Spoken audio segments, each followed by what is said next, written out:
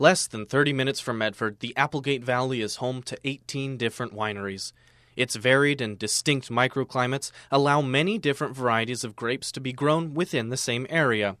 Our intrepid group decided to visit several of the wineries in the Applegate Wine Trail to see why it is quickly gaining a reputation for great wines and beautiful tasting rooms.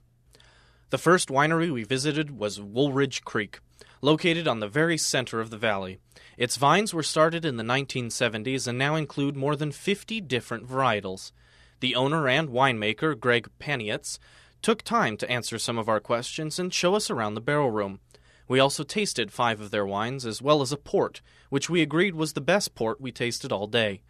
The winery does all of their sales out of the tasting room, which is pleasant and has views overlooking the vineyard.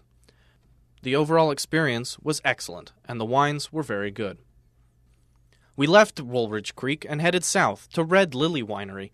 Immediately upon arriving, you could tell that this would be a very different experience.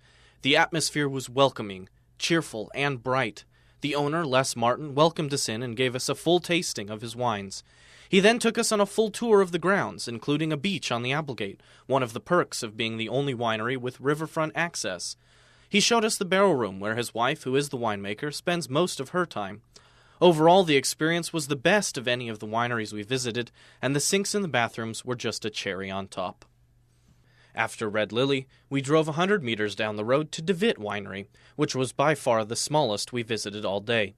No grand entrance or tasting room awaited, but a simple and homely room and a very friendly winemaker.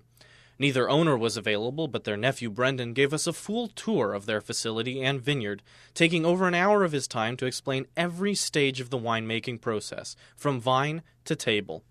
They had a very different approach to making their wines, and it showed in the taste. The wines were much milder and subtler in flavor than the other wineries, different in approach and flavor, but not in quality. Brendan's time and helpful explanations alone made this winery well worth visiting. The final winery of the day was also the largest and most commercialized. Troon puts out nearly as many cases as the other 3 wineries combined. The owner or winemaker was not available to talk with us, but after our tasting we were given a tour by a member of the staff. She showed us through the cold storage area filled with pallets of their wine waiting to be shipped. We also saw the barrel and initial fermenting rooms. She was very helpful and explained everything as best she could, including taking us out to the vineyard and explaining what grafting was. The wines were fine, if not overly inspiring. The overall feel of the vineyard was very rich, showy, and commercial, without the homely, welcoming nature of some of the others. There is no denying the tasting room and area around it were beautiful. In conclusion, the trip was a wonderful learning experience, with each winery adding more to our knowledge of just how much work goes into each bottle of wine and what the wines mean to each of the winemakers.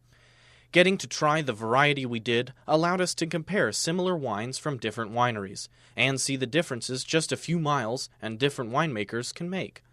All of the wineries we visited are well worth going to, both for the wine and the experience, and we look forward to visiting others in the area.